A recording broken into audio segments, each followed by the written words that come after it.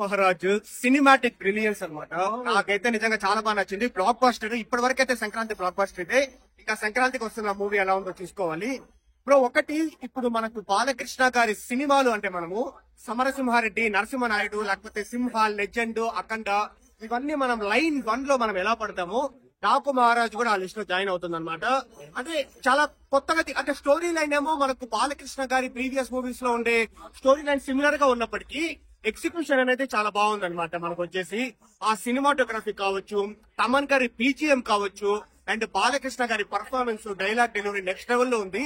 అంటే ఈ డాకు మహారాజ్ సినిమాలో వచ్చేసి లార్జర్ దాన్ లైఫ్ హీరోయిజం ఉంటుంది, ఇంటెన్స్ యాక్షన్ ఉంటుంది, పవర్ ప్యాక్ డైలాగ్స్ ఉంటుంది, ఎలక్ట్రిఫైయింగ్ పర్ఫార్మెన్స్ బై బాలకృష్ణ గారు ఉంటుంది.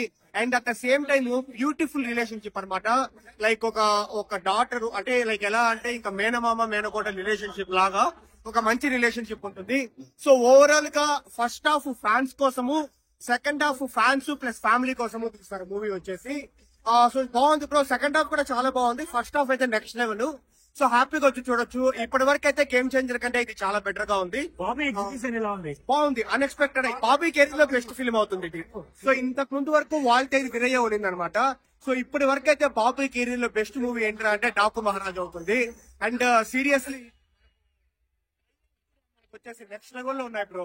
మనం ట్రైలర్ లో చూస్తుండే డైలాగులు కొన్ని లైక్ ఇంకా మూవీలో అయితే నెక్స్ట్ లెవెల్ లో ఉన్నాయి. వాళ్ళు డైలాగ్స్ లేవు అన్నారు కానీ చాలా బాగున్నాయి అనమాట. గోళ్లు కోసుకున్నంత ఈజీగా గొంతుకొని కట్ చేసుకుంటూ వెళ్ళిపోతా. ఏంట్రా వారా, సింహం నక్కల మీద పడితే దాన్ని వారా అని లఫ్ట్ హంటింగ్ అంటారు అని. సో ఇలాంటి డైలాగ్స్ వచ్చేసి మనం కుప్పలు చూస్తాము. ఓవరాల్ గా బాలకృష్ణ గారి దగ్గర నుంచి ఒక ఎక్సలెంట్ మూవీ. సో హ్యాపీగా వచ్చి చూడొచ్చు. అండ్ మా మదనపల్లిలో కూడా ఉందన్నమాట మూవీ వచ్చేసి. So nice movie.